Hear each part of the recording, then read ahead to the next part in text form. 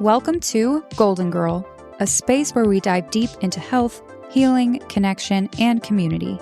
I'm your host, Becca Golden, and this podcast is all about sharing and documenting my journey. Each episode, we'll discuss topics like health and wellness, what I'm learning in therapy, work-life balance, relationships, community, and all the ways I strive for more aliveness and presence every day. Let's dive in. This podcast episode is an impromptu episode because Madeline came over today just to chat and say hello. And over, we keep thinking, after having great conversations, we keep asking, why didn't we record that? We should have recorded that for the podcast. Here we go. So today we were like, wait, let's record. But we actually had a great conversation beforehand that you missed. But then we recorded and had more great conversation that we recorded. So you'll hear that now. We were talking about... Like I said, when I was a kid, if someone asked me what I wanted to be when I grew up, I might say the WNBA.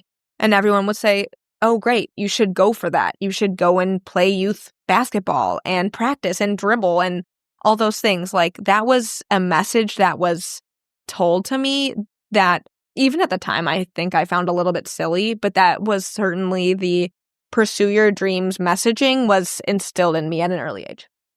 Which is the exact opposite of what was instilled in me, which was anytime I expressed interest in anything, I was basically told not to be interested in that thing or told that it wasn't realistic. So, like, I loved singing when I was young, and I wanted to audition for stuff, and my mom would tell me, like, no. She would say no, and she would say that you're just going to get disappointed. So she would tell me no. I think that kind of mentality really shaped a lot of my inner narratives that I'm now trying to unlearn, because in my head, I've always heard this voice that's like, you're not good enough. You're going to be disappointed. You're not good enough. But inside myself, deep down, what I hear more loudly now is my voice that I've always had, that always pushed to allow me to do these things. So even though I have this narrative that I've learned, that's all limiting beliefs. It's entirely, every single thing is limiting. You're not going to do that. It's not worth it. Why bother? And in my head, though, I hear, and I always fought back, and I would always say, well, I don't care. Well, the first thing is, it makes me sad because I am not a mother. So I cannot imagine what mothers go through and how they have to raise their children, let alone their daughters. But telling anyone that they're not enough or not good enough to try something is always the wrong message. It's the wrong message. The attitude should be, you have a goal, you have a dream, let's try it. Let's try it. Let's see what happens. And if it fails miserably, at least we tried. And I think not trying something is worse, way worse. It's funny because I think my mom generally would encourage us to. But there's one big thing that she put the kibosh on that in hindsight is fine, but she went to a elite university. And I thought, for fun, I'm going to apply there too. My mom went there. I want to study engineering, and I'm a girl, which makes me a unique candidate. Why don't I try? She said, don't do it. She said, this application costs $90. That's too much money, considering you're probably not going to get in. So I didn't apply. And I still regret it. Because who cares if I threw that $90 down the drain? At least I tried. I think trying always matters. And if you think that you want to try something, you should try it. And if it keeps coming back in your brain, especially for singing, something like singing is a really interesting thing to tell someone not to do, because then it makes you feel good. It's something that feels fun. And so to not try something that feels fun is just really sad to me. I'm not a talented singer, so I don't feel the urge to sing very often, but if I did, I'd want to do it. And that's, to respond to the first part, the concept of, if you want to do something, try it. This is one of my favorite things about you as a friend is over the course of knowing me over, what did we say? It's like 8 years. Mm-hmm. I've had all sorts of ideas. This being one of them, the podcast. Here we are. I'm like, I'm going to try a podcast. You're like, great, love it. Let's do it. But I've had all sorts of other ideas of things that I've wanted to try. And you have. And I've done them. And every time I bring them up to you, you have never judged me. You have never made me feel stupid.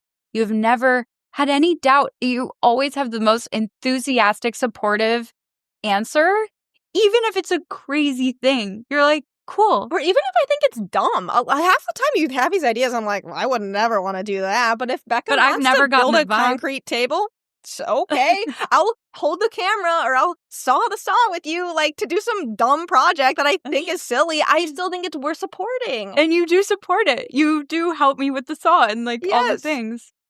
And I love that because I've never been afraid to tell you anything. I've never been afraid to show up as completely, authentically myself. Yeah. Like, you have always given me full permission to be 100% of myself around you. Not just permission, but encouragement. Yeah.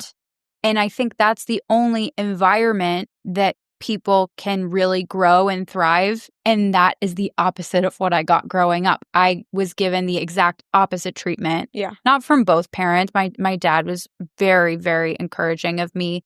I wanted to dye my hair pink in high school. Okay. Not all of it, but the underneath, Okay. the underneath half. So it was like half and half. Mm-hmm. And I thought it would be cool. Well, first it was blue. Okay. I wanted the blue. And I thought it'd be cool. My mom was horrified. Of course. She was like, absolutely not. You're not going to do that. My dad was like, why not? It's not a tattoo. It's not permanent. Yeah. So whatever. Did you do it? Yeah, I did it. Great. And was it ridiculous? No, it was fine. Oh, good. And then I did all the colors. I did blue. I did pink. And my friends and I, we were all doing it together. It was like a fun thing.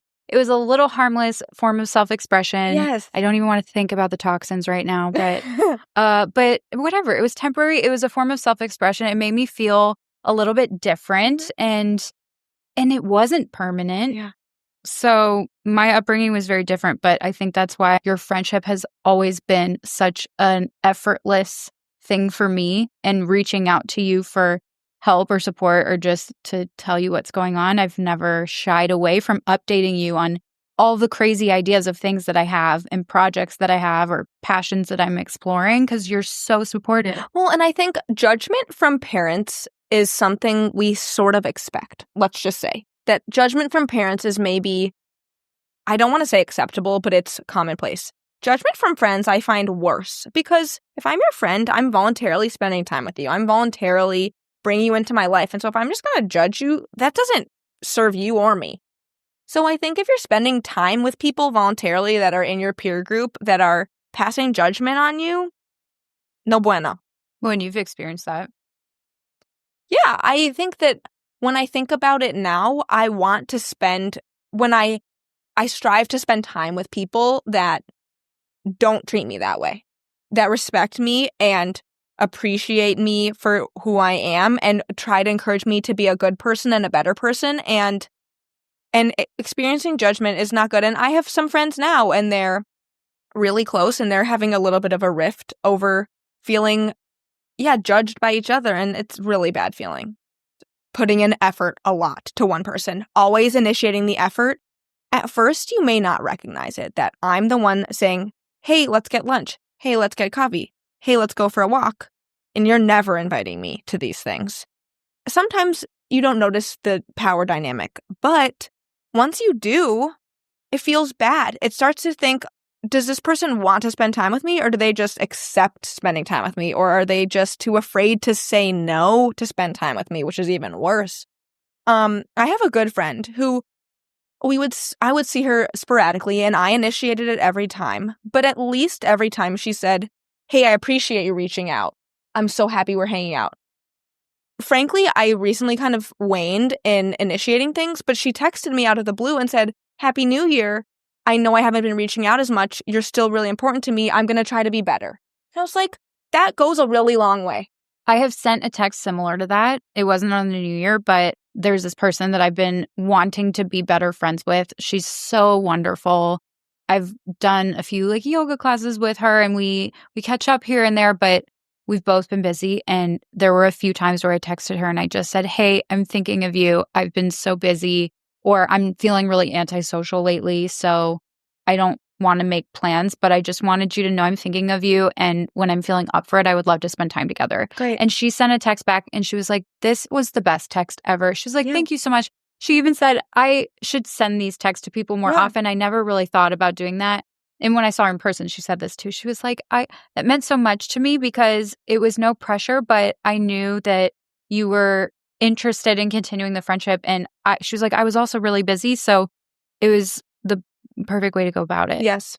I think a text like that goes a long way. Totally. And I feel like there was a time in our friendship where you had reached out a number of times to make plans with me, and I every single time couldn't do it. And I do remember telling you at some point, like, thank you so much for every invitation. I want to say yes to the next one. Like, this is something that I appreciate a lot. And I think that's the irony about our friendship is, like, I never felt, every time I was just like, okay, Becca can't go, moving on. Like, I never, like, thought that would cause me to not want to invite you to something in the future, ever. Is that what is it about me? Well, I mean, that's a good question. It's just like, just because something doesn't work out one time doesn't mean you shouldn't try again. Yeah, but there were like 7 times in a row. So why is it that somebody else who did that, you got the vibe that they are sick of you, but it never occurred? No. You would never say, like, I'm saying no because I don't want to be with you. I just can't, this isn't going to work out for me right now. Like, but there will be a time that it will work out and it will be fun. And so, like, okay, I'll just wait for that time. But I think that is actually a good point to bring up or to dive in on, because how do you know if you should keep trying? Or does it feel good when you get rejected? Like, how do you feel when you get rejected? Because when you would say, no, I can't, I'm so sorry, I'd be like, okay. I always knew it was no pressure. It never made me feel bad. But with other people, when they say no, it would feel not hurtful, but closer to hurtful.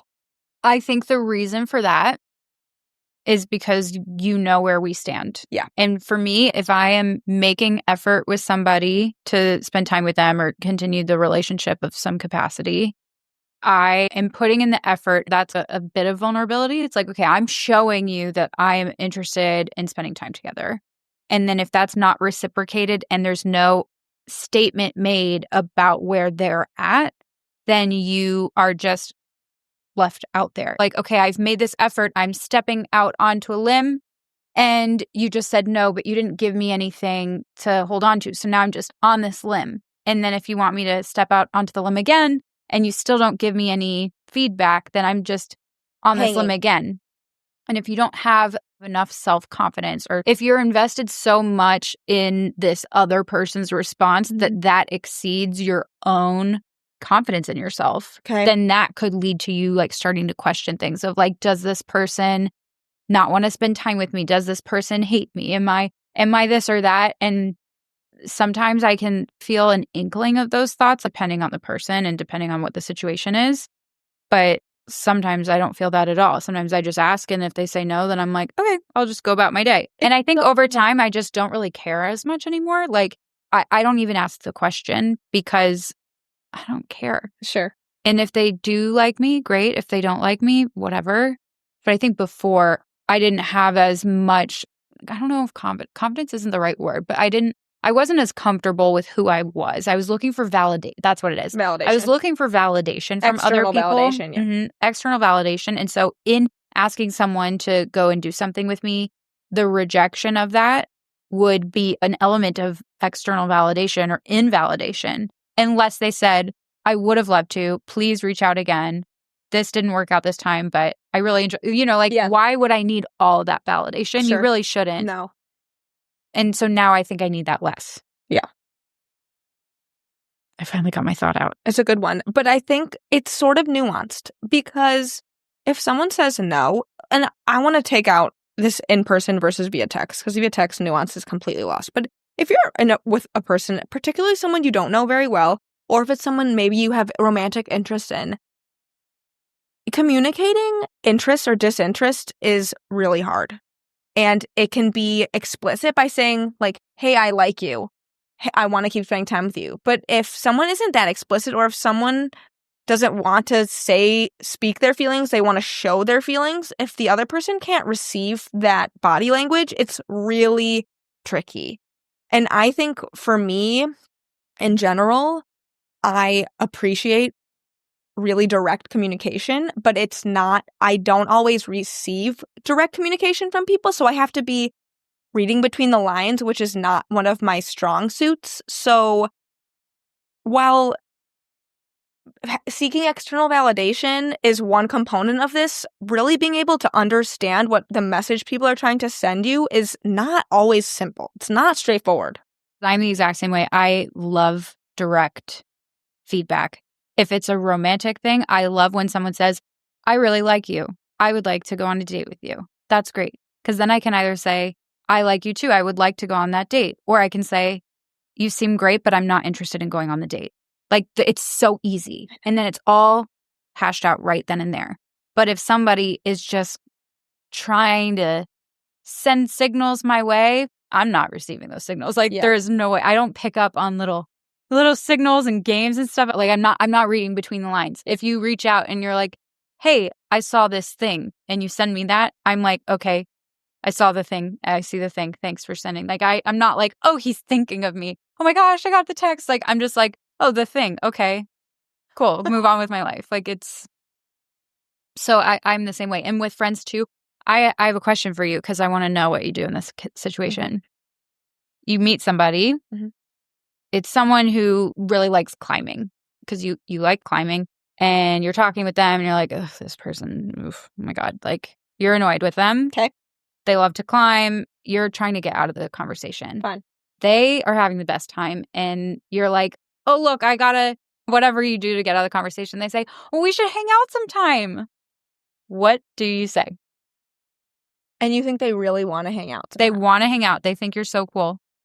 They're like, she climbs, I climb. They don't have a lot of friends. What do you say? It's such a good question. Because I'm not going to delude myself into thinking that I'm actually going to want to spend time with this person. Like, that's, the chances of that happening are slim. Or if I do see this person, it's out of regret. So I want to tell myself I don't think that I would actually say, like, oh my gosh, yeah, here's my number. But I'm also not going to give them a fake number. Like, I'm not that catty. I would say, this sounds unrealistic, but my instinct to say, it was really nice hanging out with you and chatting, but I don't really have time right now to see you at the rock gym that I already am going to all the time. Like, I don't know. That's really, it's a hard one because my instinct is to shut it down. I just don't know how I would do that in a polite way off the top of my head. Has that happened to you recently? Do you have to shut people down? That happens to me all the time. But oh, really? Yeah, but I never know how to deal with it. But it's always, I will never, ever say, yeah, totally, we should. Or if it's somebody who already has my number and we run into each other out and about, I think some people, when they say goodbye, they want to just say, we should hang out more, or like, we should get together, we should do a happy hour, or whatever. And I think the expectation is that you're supposed to just say, oh my gosh, yeah. I know. I will never. Good. To me, that's the equivalent of laughing at a stand-up comedy show that's not funny, which I also will not do. I will go to a stand-up comedy show and frown. Yes, because I'm disappointed that they're not funny. Yes, I will do that. And people are like, come on, just laugh. And I'm like, no, I am not here to perform my laughter for you. In the same regard, I will not play along and say, yeah, totally, we should hang out, because I don't want to. I will never do that. I will never, out of principle. I have a good story about this then, because I'm the same way as you. I'm not going to say it unless I mean it. Like, hey, we should actually see each other again. I'm only saying that if I actually want to spend time with someone. Okay. My sister got married a handful of years ago. Her husband's brother, so I have no relation to him.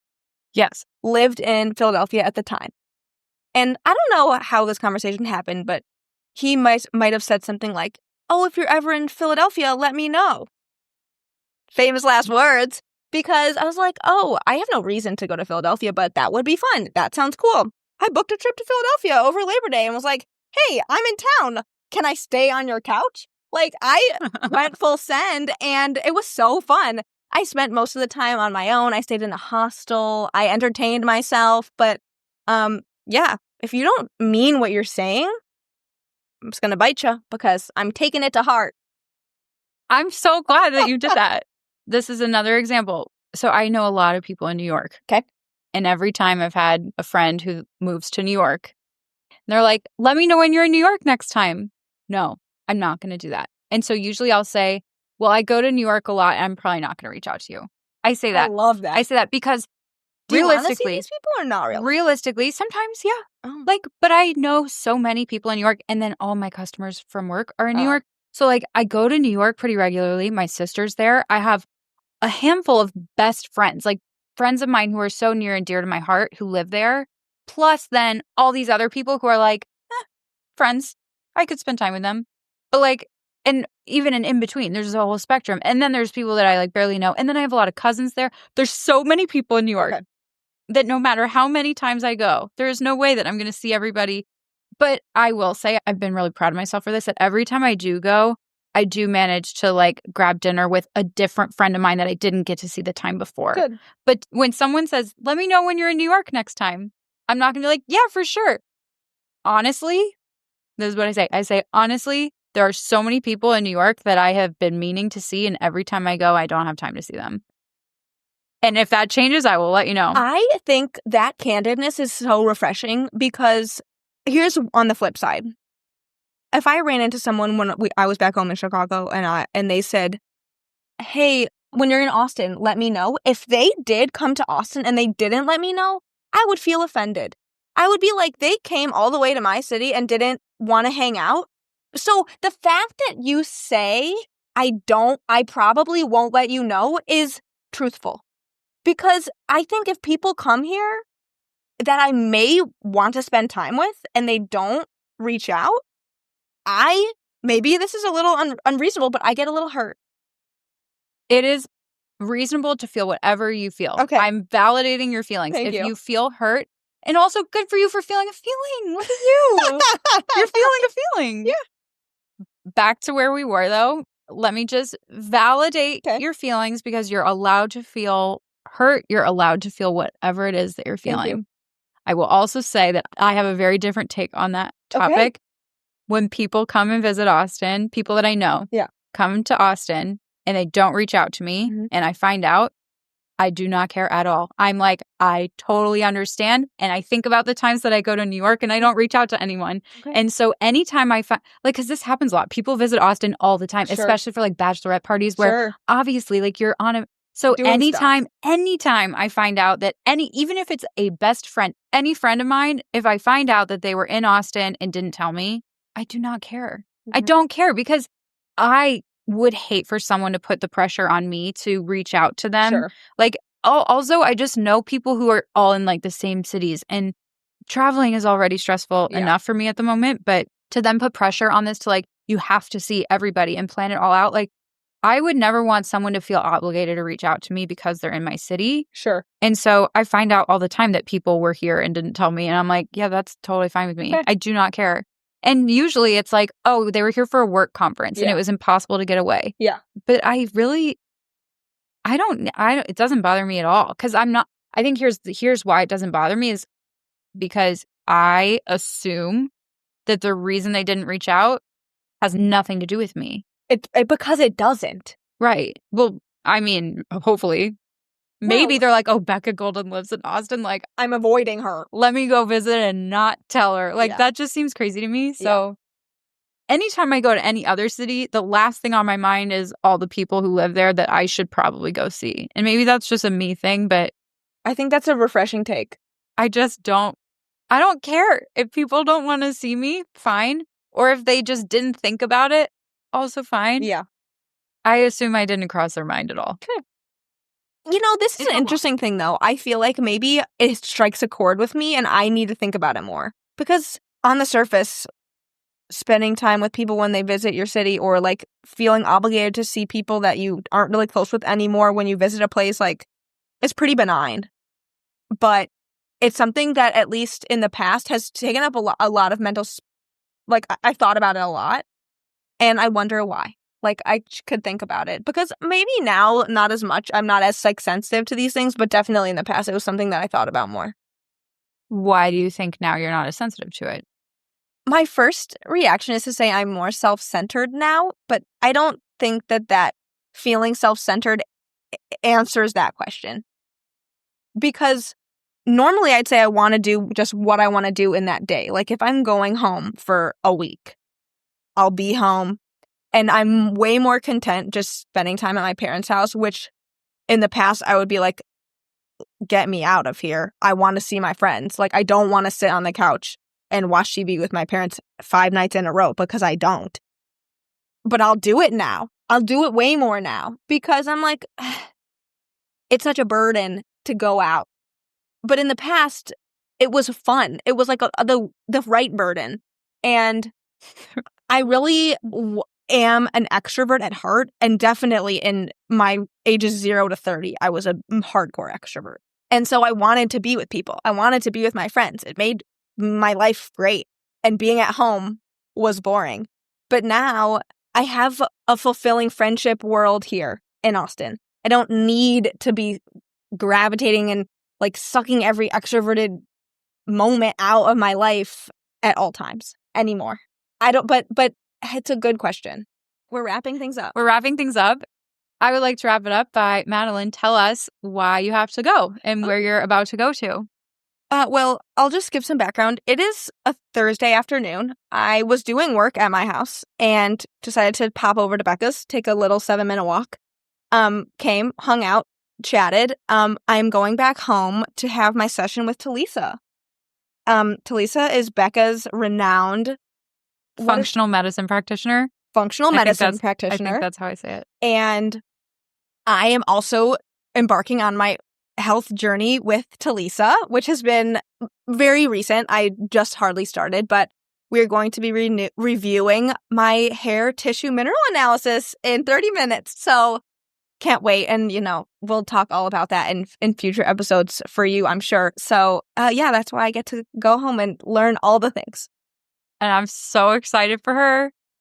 Madeline is the 3rd person that I've convinced to do this hair tissue mineral analysis as of the recording date of this episode. So by the time you listen to it, there could be thousands. That's right. And I'll also start by saying, like, in general, I consider my health and wellness pretty good. But there's still a lot of things in this test with the results that are either things I didn't expect, things I didn't even know existed. Like, even if you feel good, things can be lurking. I'm not trying to be a fearmonger, but like I'm excited to learn more about what your body is doing, even if you don't know how to interpret what it's telling you. Because I think what we're going to talk a lot in the future about, what does it mean? What does your body tell you? How do you listen to the signals your body is creating? Because we both have very different journeys of the spectrum of what that means. Mm-hmm. And I think every person really has a unique answer to what does it mean to listen to your body. And I think this tissue analysis is the first step on knowing what that looks like. I'm so excited for you. And we got to wrap it up because it's snowing out, maybe sleeting out. And I got to go find a jacket so I can walk Madeline home. Yay. Thanks for listening.